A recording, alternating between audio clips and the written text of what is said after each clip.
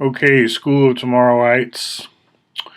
I'm gonna go down the path of electricity because I think if you're one of the more dedicated fans of this channel, let's say you've really put in some time, you've seen this storyboard, for example, multiple times in that case. You've heard me talk about 4D, which is a fuller branding as well as a fairly logical way to talk once you're into the tetrahedron as big as he is, right?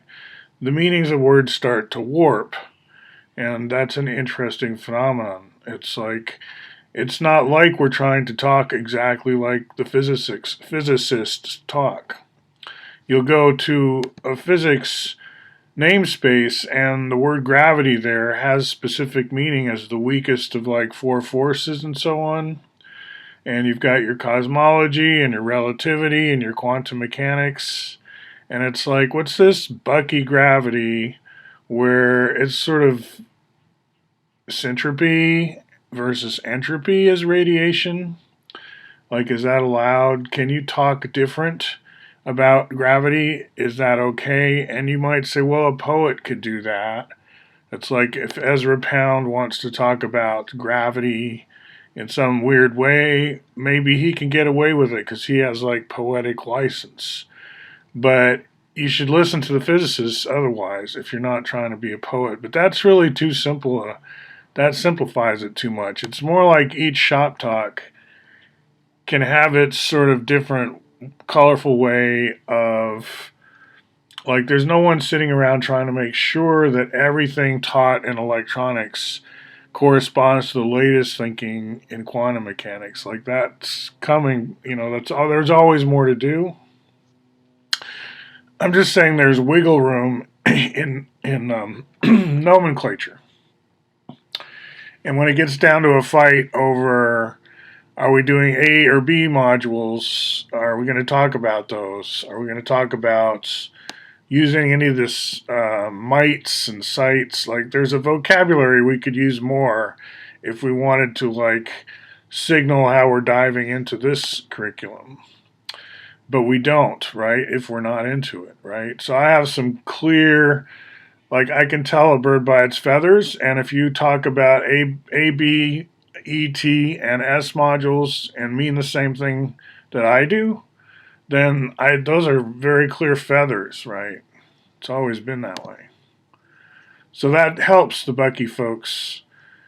Anyway, I'm not too ambitious about what I'm doing with tetrahedrons and energy. You can see I'm piling up ergs, and I'm aware of the difference between watts and watt hours and joules versus energy over time, right? Understand that, and I think that's important. You could call that a Newtonian thing if you want. And I'm keeping that, like, I'm not coming in here like upsetting everyone's apple cart with some great takeaway here or breakup, or I don't know what to say. It's not revolutionary really to pile up energy as a tetrahedron. Go ahead and do that.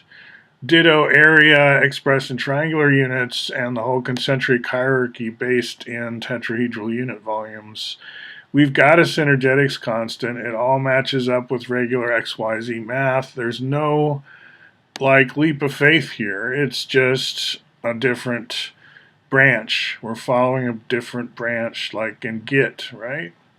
So that's Martian math. And then, I'm very focused on that difference in how to do volume and third power expression. You just don't say squared and unthinkingly as much, right? When you say squared, you better mean it because there's other things you could have said, like triangles. You know what I mean? For second power. So there's that whole discussion, and I'm really into it. And I always talk about how let's bring that to the surface by doing this crane over chasm picture. I'll read the caption. This is a basic plot element, a collaborative project between Martian and Earthling civilizations, where the former is more fixated on the tetrahedron for its third power and volume concepts. Introducing this story provides a way to clarify synergetics, explorations in the geometry of thinking, and its novel concept of using a tetrahedron for volumetric mensuration. Getting both volume concepts in the same picture helps us go back and forth and explain the relationships. Okay, so that's been a premise around here for decades. And then I'm always saying, and as we wire up the curriculum right here in building a dam, that's the key point to bring in electricity. But I never do because or I don't seem to, because I'm like this guy stuck on just trying to find a beachhead somewhere, and I never get on with the war, you might say. So let's go to my browsing history and let me show you a way. By the way, I'm getting into Oliver Stone's interviews. Let's see, I think just this morning. Now I sleep through some of these. Yeah, I'm watching him talk with Jesse Ventura, which is almost like a cartoon. It's for kids, really. It feels like, and it's fun, right? Grandpa Jesse. Excuse me. And I slept through some of these, but I like how does she pronounce it? Sabine Hassenfelder. I enjoy these. I like the Brockett one. Okay. And I just like her focus on linear algebra. I do. All right, so here we go. Reverse chronological order, but here's what I suggest. This one, like, I'm not saying you have to watch exactly these YouTubes, but I am saying don't start just with the traditional battery. Like, they always introduce electricity with, okay, you just have a typical DC battery, and maybe they give it a brand, because a lot of these are into integrating brands. Like when you watch these YouTubes, they're live into product placement. That's a big part of what they do. And I have to remember, this is exactly what I've been advocating. Like, it's almost like you're not watching a commercial, because you really do need products to do these things, right? So one of the next YouTubes is of that character. This one, I believe, is out of New Zealand, but it might as well be Bonneville Power. It might as well be something on the Columbia Gorge, which is where I've been place-basing my curriculum. But wherever you want to get it, go to hydropower first, is my recommendation. In the Martian math curriculum, we're immediately building something like this with the Martians. And that cubic versus tetrahedron volume thing, that can fade into the background. You were talking about concrete pouring in that case, maybe. But now we're getting into electromagnetic fields and how to express the relationships and how the spinning, all this spinning, right? This is what we're focused on. And magnetic fields generating electrical current and all this kind of stuff, right? And you're going to say, okay, so you're going to dive into that now? More, I'm just going to say, okay, here they're valving how much water gets in. What's so important and what's so critical about the electrical system at this level? You could say at the planetary level, the country level, the New Zealand level, is that the load is what's variable, and the source has to quickly match the load. And they're doing it without really any batteries. They're doing it in real time. Right? And the movies that I'm pointing you to, they emphasize this. Okay, going back even further, you'll find where I'm interested in the Three Gorges Dam. There is a lot of flooding going on in China. I follow this van of tourists who want to get some breakthrough footage right at the height of all this, but they have a hard time and so on. So there are many ways to approach the dam issue. They are controversial. You might think I'm totally pro dam and I know nothing about what they do to fish and all that, but that's not really the case, right? You can make all the downsides of dams as evident and apparent as you want.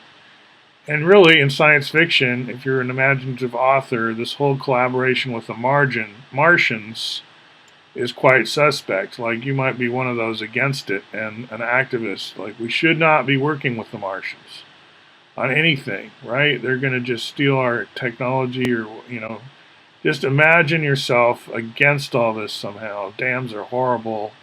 You still, it's interesting to learn about electricity.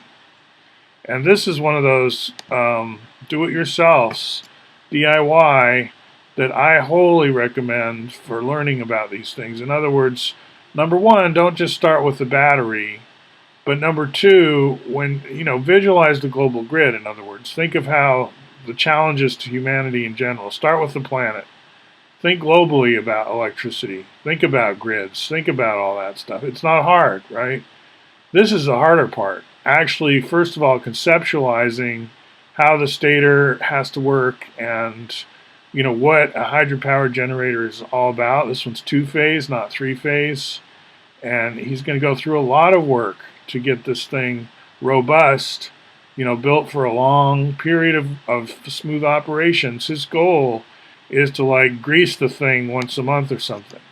And otherwise just have a steady supply of energy from his dam, which he's hand built in the back. He used a big piece of carpet behind that rock, a big piece of carpet.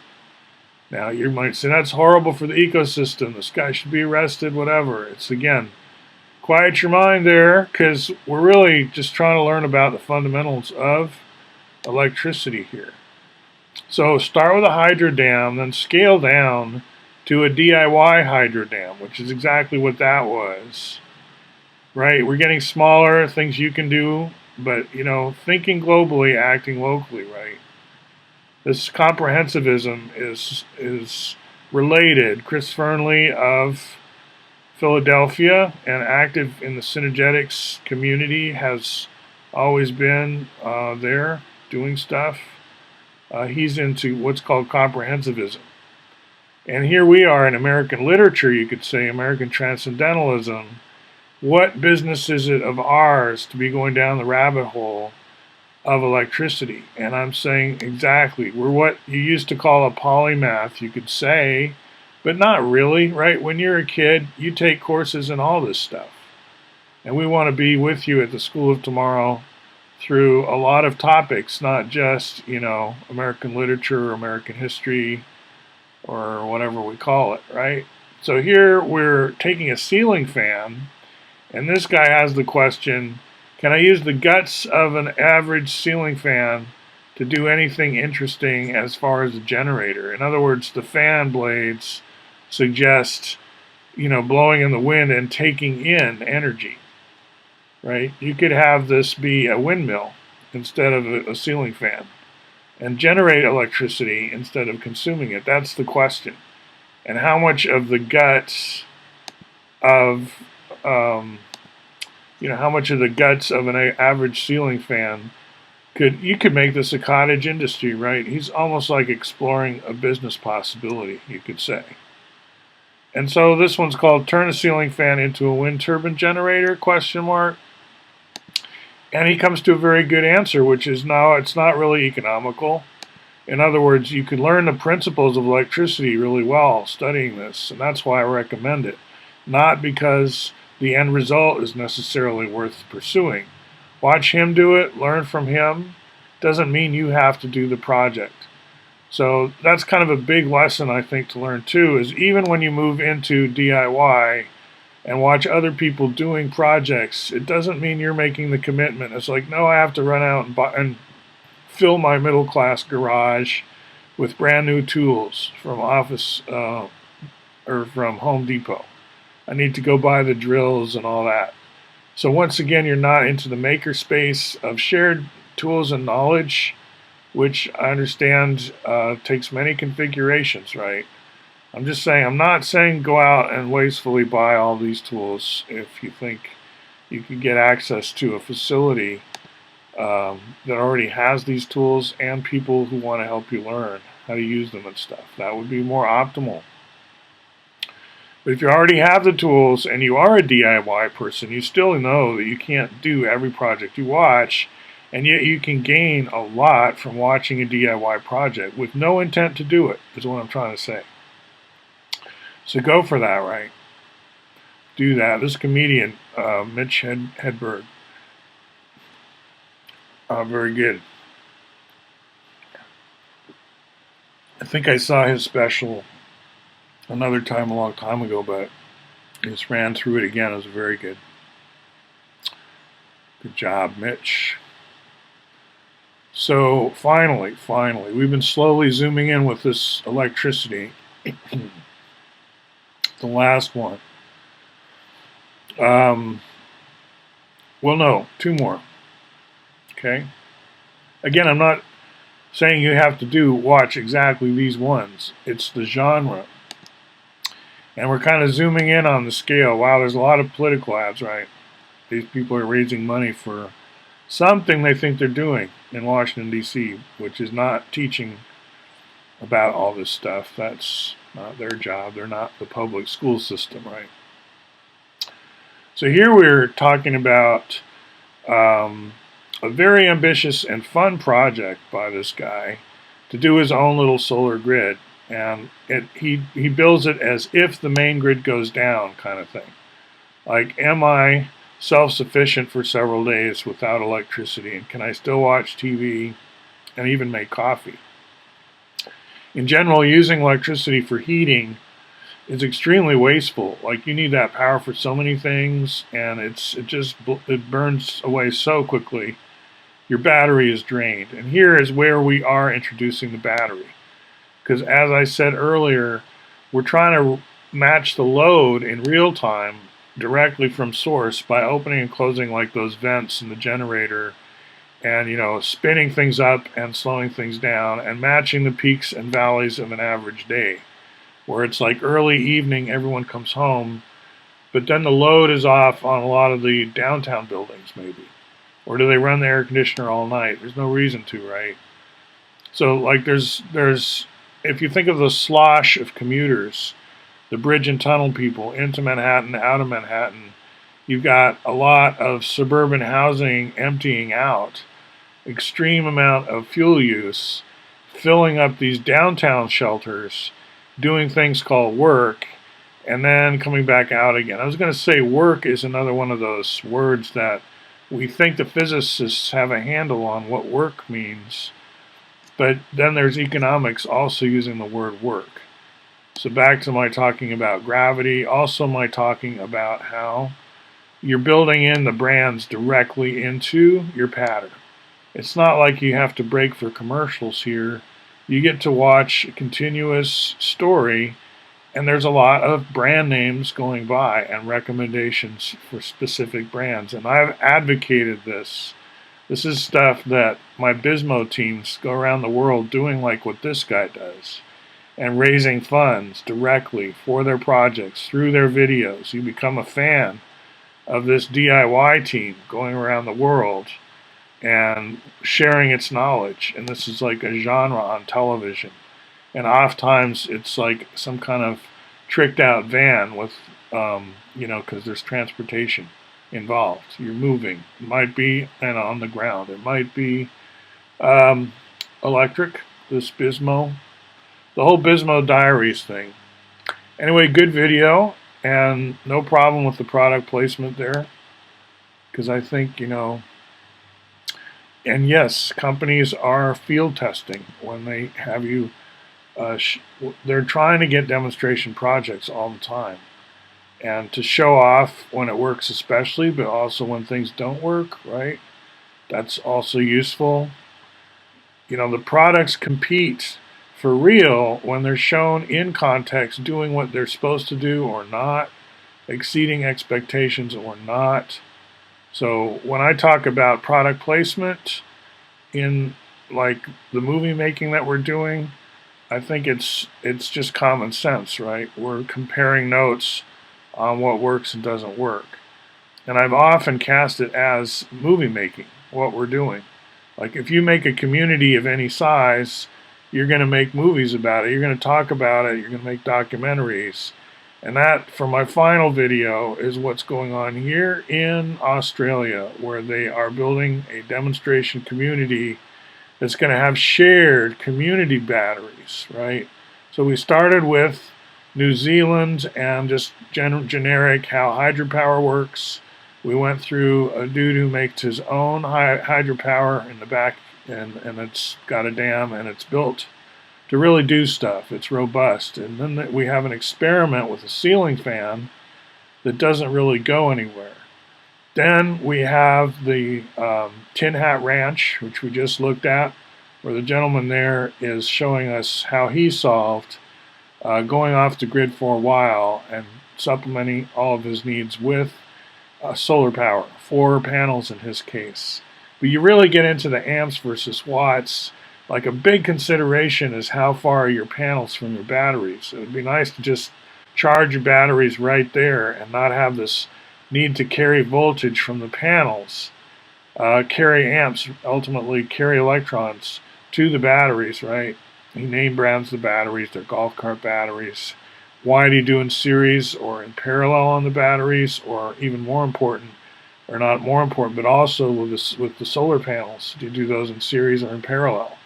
And he talks very intelligently about, well, it has a lot to do with the economies of pushing current.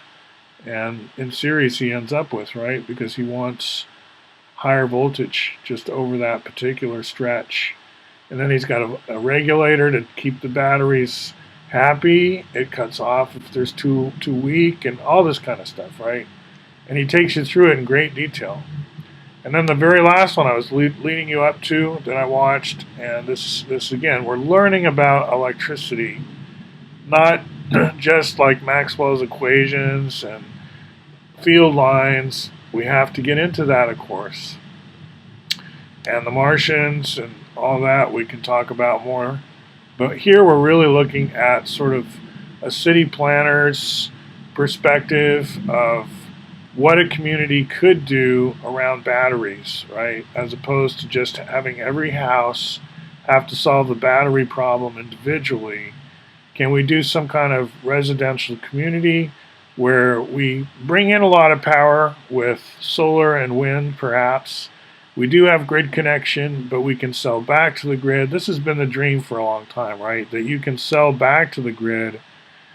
This whole idea of peaks and valleys and solving things in real time, the grid can draw off your battery if you let it, right? It's like there's ways that we can distribute the load that make a lot of sense is the idea. So this shows a very appealing lifestyle. It's this kind of journalism I like, which is talking engineering, about infrastructure, really trying to fill people in on the big picture, what the whole scheme is, instead of screaming and pointing fingers a lot. Like California seems to go from year to year just waiting for stuff to catch fire and burn up and then throw a tantrum and then do the whole thing again, right? Well, so what about this kind of neighborhood level management? This is where people get into like entire communities built around ideas of energy sharing. Interesting, right? Connects exactly to, or at the family level, right? You can do whole communities, or you can do at the family level. These are the kind of questions that lead to policies, lead to plans, lead to experiments, lead to people visualizing the future again, right? Because right now people are kind of apocalyptic, which means running around with your head cut off, right? Not, panicking is not going to be very conducive to planning either. So this curriculum is going to help you get your boat in the water and help you steer and keep to the topic, right? Like you say I jump topics around a lot, which is true. I jump around topics all the time. It's part of my technique. But I'm trying to keep you oriented within an overall roadmap so that oh yeah, it's that Martian math. It's like back to something you've seen a million times. Kind of comforting that way, like home base. We're back to like Sesame Street has what? Sesame Street. There's anchoring stuff. And I want to do that with you too. This is explorations in the geometry of thinking, after all. And we are exploring. Okay, so that was a little trip down the rabbit hole of, hey, let's learn electricity. Now, I have done more. It's like, oh, is that all he's going to do? And is that all he's done in all his hundreds of videos about electricity? No, there's more. There's a lot of history there. I do get into Edison, Tesla, but Westinghouse also a lot. and another guy who will leave nameless for now that starts with S, who's really into helping people understand alternating current. And it was really kind of devastating, some of the early experiments, because the current behaved in ways people did not like with streetcars and stuff. At the city municipal level, there were big explosions and things going wrong, as there are today in California and other places, right?